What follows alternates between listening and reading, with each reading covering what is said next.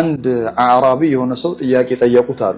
ጌታህ የትንሣኤ ቀን ይህንን ቢልህ ያ አዩሀል ኢንሳኑ ማ ገረከ ቢረቢከል ከሪም ብሎ ቢጠይቅህ ምን ምላሽ ሰጠዋለህ ብለው ጠየቁት። እና አዕራቢው በጣም ብልህ ነበር፣ የሚገርም ምላሽ የሰጣቸው። ጌታዬ እንዲህ ብሎ ቢጠይቀኝ ያ አዩሀል ኢንሳን ማ ገረከ ቢረቢከል ከሪም ብሎ ቢጠይቀኝ ምላሽ የሚሆነው ረቢ ገረኒ ከረመክ፣ ምላሽ የሚሆነው ጌታዬ ሆይ እኔን ያታለለኝ ያጭበረበረኝ ያንተ ወሰን የለሽ የሆነው ከሪምነት ነው ብዬ መልስለት ነበር።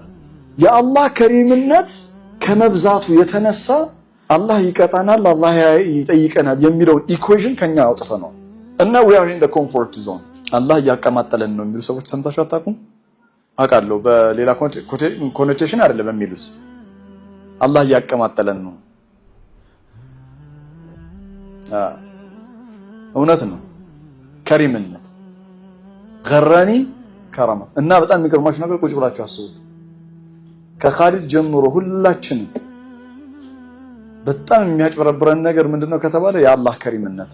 አልከሪም ቸርነቱ የሰፋ ቸርነቱ ይህ ነው ተብሎ የማይቆጣ ከሪምነቱ ስጦታው የማያልቅ የሆነ አልከሪም ነው።